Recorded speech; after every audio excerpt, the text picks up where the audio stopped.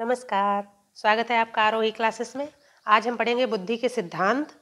बुद्धि के सिद्धांत बहुत ही इंपॉर्टेंट टॉपिक है मनोविज्ञान का। अगर आप TET, super TET, C TET की तैयारी कर रहे हैं तो ये आपके लिए वीडियो बहुत ही इंपॉर्टेंट होने वाला है। तो चलिए शुरू करते हैं बिना समय गवाए। एक तत्व सिद्धांत, बुद्धि का जो एक तत्व सिद्धांत है वो किसने दिया है, इसके प्रतिपादक कौन है? तो इसके जो प्रतिपादक हैं वो हैं अल्फ्रेड बिने। इसके प्रतिपादक कौन है? अल्फ्रेड बिने। तो बिने ने क्या बताया है बुद्धि के बारे में कि बिने के अनुसार बुद्धि एक अखंड अविभाज्य तत्व है जिसे विभाजित नहीं किया जा सकता। अर्थात एक बालक एक क्षेत्र में प्रतिभाशाली है तो वह दूसरे क्षेत्र में भी श्रेष्ठ होगा। तो जो अल्फ्रेड बिने हैं उन्होंने बुद्धि को एक तत्व बताया है कि अखंड अविभाज्य है, और अगर बालक एक क्षेत्र में किसी क्षेत्र में प्रतिभाशाली है तो वह दूसरे क्षेत्र में भी उतना ही अच्छा काम करेगा, उतना ही श्रेष्ठ स्थान होगा उसका। ठीक है। इसके बाद देखिए, स्टर्न, साइमन व टर्मन ने इस मत का समर्थन किया। तो इस मत का जो समर्थन करने वाले जो मनोवैज्ञानिक थे उनमें कौन थे? स्टर्न, साइमन व टर्मन। इसके बाद जॉनसन ने क्या कहा है कि यदि न्यूटन कविता करते तो अच्छे कवि होते। ठीक है।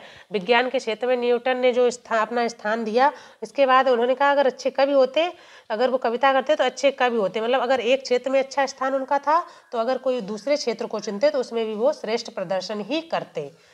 अर्थात मनुष्य में बुद्धि का एक ही तत्व होता है जिससे व्यक्ति अपनी समस्त क्रियाएं संचालित करता है।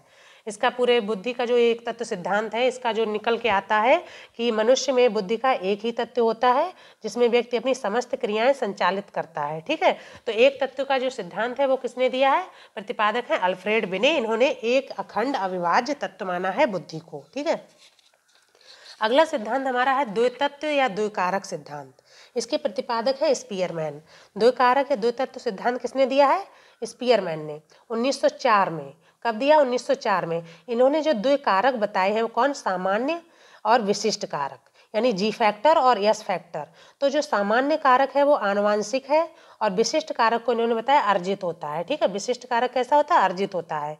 सामान्य कारक और विशिष्ट कारकों की कुछ विशेषताएं हैं, इनको हम डिटेल में देख लेते हैं। सभी कार्य किए जा सकते हैं। सामान्य कारक फैक्टर अगर आप में है तो इसके द्वारा सभी कार्य किए जा सकते हैं, और जो विशिष्ट कारक है उसमें क्या है? केवल विशिष्ट कार्य किए जा सकते हैं।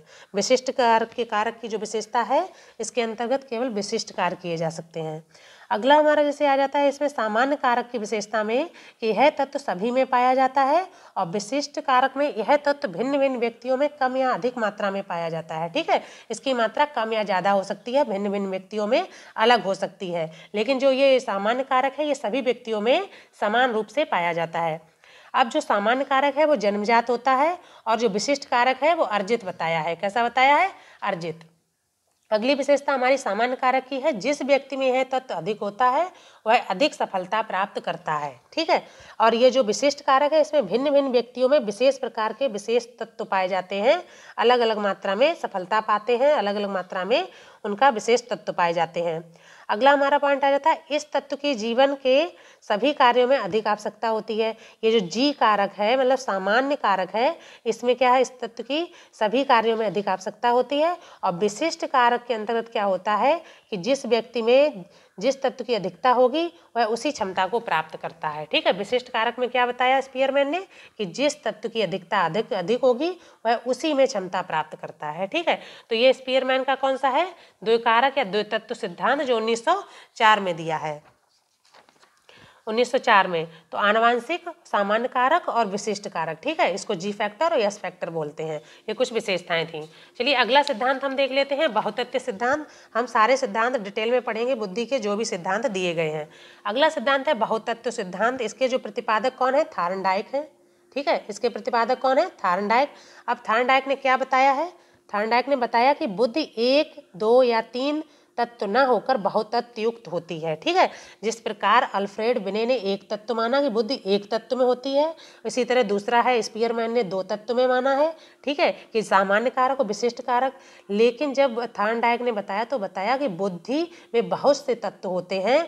ठीक है। प्रत्येक तत्व अलग अलग क्रिया को संपन्न करता है। बहुत से तत्व होते हैं और जो तत्व होते हैं वो अलग अलग क्रिया को संपन्न करते हैं।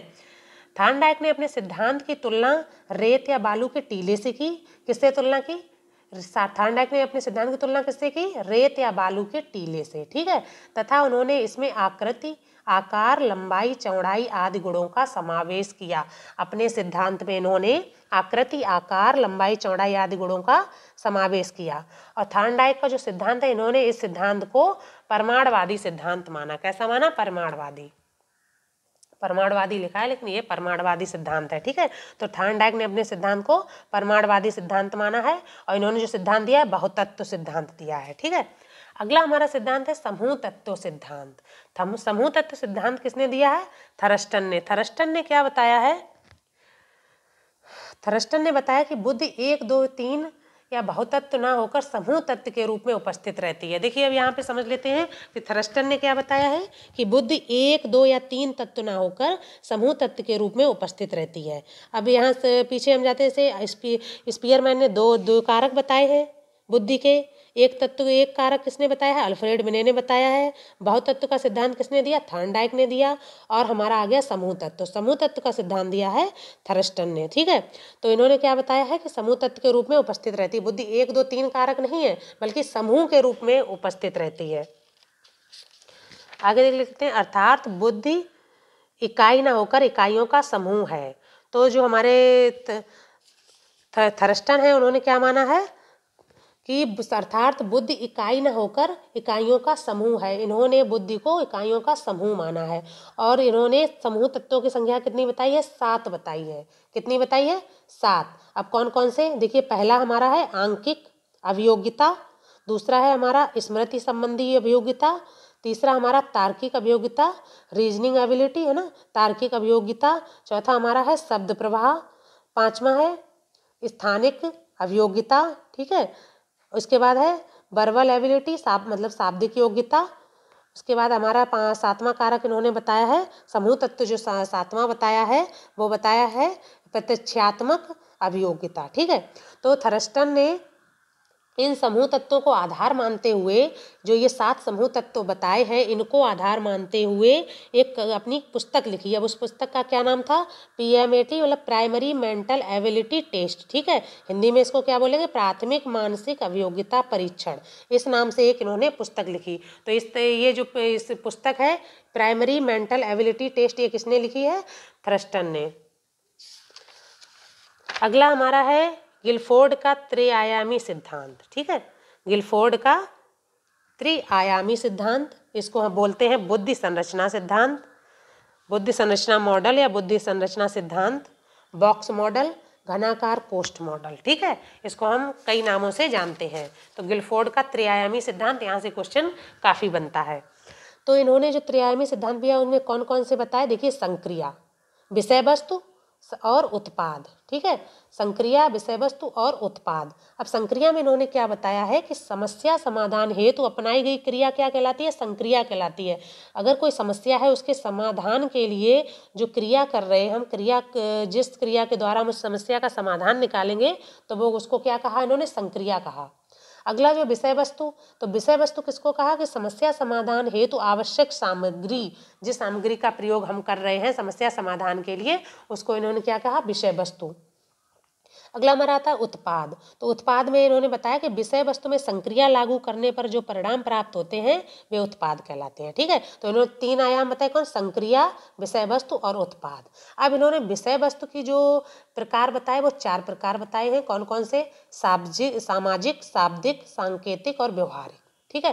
तो गिलफोर्ड ने अपने जो त्रिआयामी सिद्धांत दिया है उसमें 3 आयाम बताए हैं, संक्रिया, विषय वस्तु और उत्पाद। और विषय वस्तु कितने प्रकार की बताई? पहले 4 प्रकार की, ठीक है। बाद में इन्होंने संशोधन किए, लेकिन पहले हम देख लेते हैं। पहले इन्होंने कितनी बताई? 4, सामाजिक, शाब्दिक, सांकेतिक और व्यवहारिक। आगे देख लेते हैं, संक्रिया कितनी बताई? संक्रिया बताई है 5, ठीक है। संक्रिया के कितने प्रकार बताए हैं? 5 प्रकार की। कौन कौन से? देखिए यहाँ से क्वेश्चन बन जाते हैं, तो आप ध्यान से देखिए कि किन किन चीज़ों को संक्रिया में शामिल किया गया है। तो संक्रिया में देखिए स्मृति, मूल्यांकन, अपसारी या पार्श्विक चिंतन, अभिसारी चिंतन, मतलब परीक्षा के समय एक साथ पढ़ना, उसको अभिसारी बोलते हैं, संज्ञानात्मक। ये जो 5 प्रकार हैं ये किसके हैं? संक्रिया के। तो संक्रिया के अंतर्गत क्या क्या आ जाता है? स्मृति, मूल्यांकन, अपसारी, अभिसारी और संज्ञानात्मक। इसके बाद इन्होंने उत्पाद बताए हैं 6। कितने उत्पाद बताए हैं? 6। अब 6 उत्पादों के अंतर्गत क्या क्या बताया है, देखिए इकाई, वर्ग, संबंध, प्रणाली, रूपांतरण और निहितार्थ। तो क्या क्या बताया, इकाई, वर्ग, संबंध, प्रणाली और रूपांतरण और निहितार्थ, ये 6 प्रकार इन्होंने उत्पाद के बताए। अब देखिए इनके कोष्ठों की संख्या कैसे ज्ञात करते हैं। जैसे विषय वस्तु 4 बताई है, संक्रिया कितनी 5 और उत्पाद कितने 6। तो इनका जब हम गुणा करते हैं तो कितने कोष्ठ निकलते हैं 120। ठीक है। इसके बाद इन्होंने एक प्रथम संशोधन किया, इसके तहत इन्हें विषय वस्तु को 5 कर दिया। ठीक है। तो विषय वस्तु यहाँ पर 4 है, देखिए यहाँ पर इन्होंने प्रथम संशोधन के तहत 5 कर दिया। तो जब 5 कर दिया है, 5 × 5 × 6 बराबर 150, यानी 150 हो गया है यहाँ पे इनका कोष्ठों की संख्या। इसके बाद इन्होंने सेकंड संशोधन किया, उसके अंतर्गत इन्होंने क्या किया, विषय वस्तु तो 5 यहाँ पे कर दी, 5 यहाँ पे है। ठीक है। संक्रिया यहाँ पे 5 है, यहाँ पे इन्होंने 5 रखी, यहाँ पे इन्होंने संक्रिया की संख्या 6 कर दी है। अब संक्रिया की जब 6 संख्या यहाँ पे कर दी, यहाँ पे 6, तो इनका गुणा करने पर हमको प्राप्त हुआ 180। तो इसके बाद यहाँ पर कोष्ठों की संख्या क्या हो जाती है, 180 हो जाती है। अब जैसे यहाँ से क्वेश्चन कैसे बनेगा कि गिलफोर्ड ने बुद्धि संरचना मॉडल में संक्रिया पद नहीं है। ठीक है। क्या पूछा है इसमें, संक्रिया पद नहीं है। तो देखिए स्मृति, अब इसमें देख लीजिए कि संक्रिया पद नहीं है। तो देखिए स्मृति है, मूल्यांकन है, अपसारी, अभिसारी, संज्ञानात्मक, ये जो पद हैं। तो ये देखिए यहाँ पे स्मृति, अपसारी, संज्ञान, ये सब है संक्रिया के पद। निहितार्थ किसका पद है, निहितार्थ है उत्पाद का पद। ठीक है। तो निहितार्थ यहाँ पे आ रहा है उत्पाद का पद, तो ये इसमें हो जाएगा राइट कि निहितार्थ उत्पाद का पद है, ना कि संक्रिया का। ठीक है। अब अगला हम देखते हैं जो सिद्धांत, वो देखते हैं गार्डनर का सिद्धांत। तो गार्डनर का कौन सा सिद्धांत है, बहुबुद्धि कारक सिद्धांत। गार्डनर ने सिद्धांत कौन सा दिया, बहुबुद्धि कारक सिद्धांत। गार्डनर ने 1983 में बुद्धि के 7 कारक बताए। कितने कारक बताए, 7। गार्डनर ने 1983 में बुद्धि के 7 कारक बताए। 1993 में 8वां कारक जोड़ा, 2000 में 9वां कारक जोड़ा और 2009 के बाद 10वां कारक खोजा, पर अभी जोड़ा नहीं है। ठीक है। तो इन्होंने 1983 में बुद्धि के कितने कारक बताए, 7 कारक। 1993 में 8वां कारक जोड़ा, 2000 में 9वां कारक तथा 2009 के बाद 10वां कारक खोजा, किंतु अभी तक उसमें जुड़ा नहीं है। इन्होंने जो सिद्धांत कौन सा दिया, बहुबुद्धि कारक सिद्धांत दिया। गार्डनर ने बहुबुद्धि कारक सिद्धांत दिया है। तो इन्होंने जो सिद्धांत बुद्धि बताई है वो 10 तरीके की बताई है। कौन कौन से, देखिए भाषाई बुद्धि, पहले इनके बुद्धि के प्रकार क्या आ गया, भाषाई बुद्धि। इसके अंदर मतलब जिन व्यक्तियों में बुद्धि, भाषाई बुद्धि पाई जाती है वो कौन कौन, जैसे लेखक, साहित्यकार, शिक्षक, प्रवक्ता, इनमें कौन सी बुद्धि पाई जाती है, भाषाई बुद्धि पाई जाती है। इसके बाद दूसरा आ गया संगीतात्मक बुद्धि। ये किसके अंदर पाई जाती है, संगीतज्ञ, गीतकार, वाद्य यंत्र बजाने वाले। ठीक है। तो ये संगीत की दुनिया से जुड़े लोगों को उन्होंने संगीतात्मक बुद्धि बताई है। अगली हमारी जो इन्होंने बुद्धि बताई है वो तार्किक बुद्धि। तो तार्किक बुद्धि किन में पाई जाती है, सांख्यिकी, विशेषज्ञ, गणितज्ञ, वकील, अनुसंधान अधिकारी, वैज्ञानिक, आलोचक, समालोचक, इन लोगों में इन्होंने कैसी बुद्धि बताई है, तार्किक बुद्धि, कि इन सभी लोगों में, वकील में, वैज्ञानिक, समालोचक में तार्किक बुद्धि पाई जाती है। ठीक है। कौन सी बुद्धि पाई जाती है, तार्किक बुद्धि। अगली बुद्धि इन्होंने बताई स्थानिक बुद्धि। स्थानिक बुद्धि में कौन कौन आ जाते हैं, किन व्यक्तियों में स्थानिक बुद्धि पाई जाती है, जो कारीगर होते हैं, मूर्तिकार होते हैं, चित्रकार, मिस्त्री, इंजीनियर, इन लोगों में कैसी बुद्धि पाई जाती है, स्थानिक बुद्धि पाई जाती है। इसके बाद देखिए शारीरिक गतिज बुद्धि। अब शारीरिक गतिज बुद्धि किन में बताई है, नृत्यक, मतलब नृत्य करने वाला, नृत्यांगना, मुक्केबाज, शल्य चिकित्सक, जिम्नास्ट, एयरफोर्स का पायलट, एथलीट और तैराक, इनमें इन्होंने शारीरिक बुद्धि बताई है कि इस तरीके के जो हमारे मनुष्य लोग होते हैं जो इस तरीके का काम करते हैं उनमें शारीरिक गतिज बुद्धि पाई जाती है। ठीक है। अगला आ गया अंतरावैयक्तिक बुद्धि। अंतरावैयक्तिक योग, जैसे योगी, तपस्वी, संत, ये अंतरावैयक्तिक इनमें बुद्धि पाई जाती है। कैसी बुद्धि पाई जाती है, अंतरावैयक्तिक बुद्धि। अंतरावैयक्तिक बुद्धि किसमें पाई जाती है, वकील, डॉक्टर, कैरियर काउंसलर, ठीक है, राजनेता, सामाजिक कार्यकर्ता और शिक्षक में हर तरीके की बुद्धि पाई जाती है। ठीक है। तो यहाँ पे वकील, डॉक्टर, कैरियर काउंसलर, राजनेता, सामाजिक कार्यकर्ता और शिक्षक, इनमें कैसी पाई जाती है, अंतरावैयक्तिक बुद्धि। अगली हमारी बुद्धि कौन सी बताई है गार्डनर ने, प्रगतिवादी बुद्धि। प्रगतिवादी बुद्धि में कौन कौन, किसान, किसान प्रकृति से जुड़े होते हैं, उसके बारे में उनको ज़्यादा ज्ञान होता है, चीज़ों के बारे में पता होता है। अब हमारे मौसम विभाग देता है जानकारी कि कब पानी बरसेगा नहीं, कब नहीं, लेकिन पहले किसान जान लेते थे मौसम को देखकर कि कल कैसा मौसम होने वाला है। ठीक है। जंतु वैज्ञानिक में कैसी बुद्धि पाई जाती है? प्रकृतिवादी बुद्धि पाई जाती है। वनस्पति वैज्ञानिक में और पर्यावरण विशेषज्ञ में प्रकृतिवादी बुद्धि पाई जाती है, क्योंकि प्रकृति के करीब रहते हैं, प्रकृति का निरीक्षण करते हैं, तो प्रकृति के बारे में आसानी से जान लेते हैं। ठीक है। अगली बुद्धि कौन सी? अस्तित्ववादी बुद्धि। अस्तित्ववादी बुद्धि पाई जाती है जैसे कोई दार्शनिक, विचारक, चिंतक और साहित्यकार जो होते हैं उनमें पाई जाती है अस्तित्ववादी बुद्धि। ठीक है। किसमें किसमें? दार्शनिक, विचारक, चिंतक और साहित्यकार। अगली जो बुद्धि का प्रकार है अध्यात्मवादी बुद्धि। तो अध्यात्मवादी बुद्धि इहलोक से परलोक को जोड़ने वाले, तो इहलोक से परलोक को जोड़ने वाले उन जो लोग होते हैं उनमें कौन सी बुद्धि पाई जाती है? अध्यात्मवादी बुद्धि। ठीक है। आध्यात्मिक बुद्धि पाई जाती है इहलोक से परलोक को जोड़ने वाले में। अगला हमारा जो सिद्धांत आ जाता है वो है वर्ग घटक या संघ सत्तात्मक सिद्धांत। अगला हमारा सिद्धांत कौन सा है? वर्ग घटक या संघ सत्तात्मक सिद्धांत। तो इस सिद्धांत के जो समर्थक हैं कौन है? ये स्कॉटलैंड के रहने वाले थे मनोवैज्ञानिक जी थॉमसन। ठीक है। जो वर्ग घटक या संघ सत्तात्मक सिद्धांत है ये किसने दिया? जी थॉमसन ने, और ये कहाँ के थे? स्कॉटलैंड के। ठीक है। अब इनके अनुसार जो बुद्धि होती है उसके क्या योग्यताएं होती हैं? इनके अनुसार विशिष्ट योग्यताओं का एक समूह होता है, मतलब बुद्धि जो है वो विशिष्ट योग्यताओं का एक समूह है। किसके अनुसार? जी थॉमसन के अनुसार। ठीक है। एक ही वर्ग या समूह में परस्पर समानता होती है, मतलब एक ही तरीके की अगर बुद्धि है तो उसमें परस्पर समानता पाई जाएगी। एग्जाम्पल से हम समझ लेते हैं, जैसे साहित्यिक योग्यता के समूह के अंतर्गत अगर किसी में साहित्यिक योग्यता की बुद्धि ज़्यादा पाई जाती है तो कविता, कहानी, उपन्यास, निबंध आदि में भी उसकी बुद्धि उसी तरीके से काम करेगी। ठीक है। लेकिन यहाँ पर इस तरीके की बुद्धि में आपस में संबंध रहेगा, किंतु इन योग्यताओं का विज्ञान के समूह की योग्यताओं से कोई संबंध ना रहेगा। ठीक है। मतलब विज्ञान के समूह की योग्यताओं से कोई संबंध नहीं रहेगा। अगर इसमें साहित्यिक योग्यता वाली बुद्धि पाई जाती है तो इसमें परस्पर संबंध रहेगा, कहानी, कविता, उपन्यास, निबंध। ठीक है। ये हो गया हमारा कौन सा? वर्ग घटक या संघ सत्तात्मक सिद्धांत। किसने दिया? जी थॉमसन ने। ठीक है। अगला सिद्धांत हमारा है क्रमिक महत्व का सिद्धांत। कौन सा सिद्धांत है? क्रमिक महत्व का सिद्धांत। तो इस क्रमिक महत्व के सिद्धांत के समर्थक कौन है? मनोवैज्ञानिक बर्ट और बर्नन है। कौन है? बर्ट और बर्नन। इन्होंने मानसिक योग्यता को क्रमिक महत्व दिया है। मानसिक योग्यता के 4 स्तर बताए हैं। ठीक है। जो क्रमिक महत्व का सिद्धांत है बर्ट और बर्नन ने दिया है। किसने दिया है? बर्ट और बर्नन ने। तो इन्होंने मानसिक योग्यता को क्रमिक महत्व दिया, मानसिक योग्यता के 4 स्तर बताए। अब कौन कौन से 4 स्तर देखिए। सामान्य मानसिक योग्यता स्तर। ठीक है। पहला स्तर इन्होंने कौन सा बताया? सामान्य मानसिक योग्यता स्तर। दूसरा स्तर सामान्य मानसिक योग्यता को 2 भागों में इन्होंने बांटा। कौन कौन सी? क्रियात्मक, यांत्रिक, आंतरिक, शारीरिक योग्यता।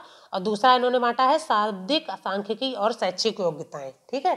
तो ये इन्होंने मानसिक योग्यता के 4 स्तर बताए हैं। इसमें इन्होंने ये 2 स्तर हो गए और दूसरे स्तर को इन्होंने 2 भागों में बांटा है। तीसरा स्तर इन्होंने क्या बताया कि दोनों स्तर की योग्यताओं का अनेक मानसिक योग्यताओं में विभाजन होता है। ठीक है। जो ऊपर की दोनों स्तर की योग्यताएं दी हैं इनका अनेक मानसिक योग्यताओं में विभाजन होता है, जैसे स्मरण, कल्पना, विचार आदि में। ठीक है।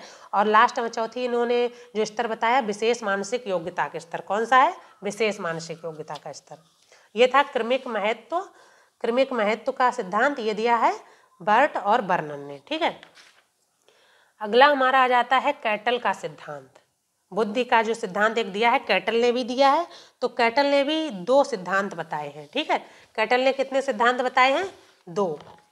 स्पीयरमैन ने जैसे कैटल का जो सिद्धांत है कैटल ने भी 2 तत्व बताए हैं। 2 तत्व बताए हैं। तो जैसे जिस प्रकार स्पीयरमैन ने 2 तत्व दिए थे, जैसे सामान्य और विशिष्ट, इसी तरीके से इन्होंने 2 तत्व दिए कि निश्चित बुद्धि और अनिश्चित बुद्धि। ठीक है। तो निश्चित बुद्धि को इन्होंने जीएफ कहा और अनिश्चित बुद्धि को क्या कहा? जीई तत्व बताया। ठीक है। अब निश्चित बुद्धि की क्या विशेषता है? निश्चित बुद्धि के विकास पर वातावरण का प्रभाव पड़ता है और अनिश्चित बुद्धि के विकास पर वंशानुक्रम का प्रभाव पड़ता है। ठीक है। निश्चित बुद्धि के विकास पर किसका प्रभाव पड़ता है? वातावरण का। और अनिश्चित बुद्धि के विकास पर वंशानुक्रम का प्रभाव पड़ता है। अब कैटल के अनुसार दोनों तत्वों का विश्लेषण करके उन्हें अनेक तत्वों में विभक्त किया जा सकता है। कैटल मानते हैं कि ये जो दोनों निश्चित और बुद्धि और अनिश्चित बुद्धि है, इन तत्वों को विश्लेषण करके हम अनेक तत्वों में विभक्त कर सकते हैं। कैटल ने एक परीक्षण का निर्माण किया, संस्कृति स्वतंत्र परीक्षण, कल्चर फ्री टेस्ट। ठीक है, इन्होंने इस जो टेस्ट का निर्माण किया, इसका प्रयोग होता है अनिश्चित बुद्धि के मापन में किया जाता है। जो कल्चर फ्री टेस्ट है, इसका जो प्रयोग है अनिश्चित बुद्धि के मापन में किया जाता है। तो कैटल का जो सिद्धांत है, इन्होंने भी स्पीयरमैन की तरह 2 तत्व ही बताए हैं, निश्चित बुद्धि और अनिश्चित बुद्धि के तत्व। अगर आपको हमारा टॉपिक पसंद आता है तो please like and subscribe Aarohi classes. Thank you.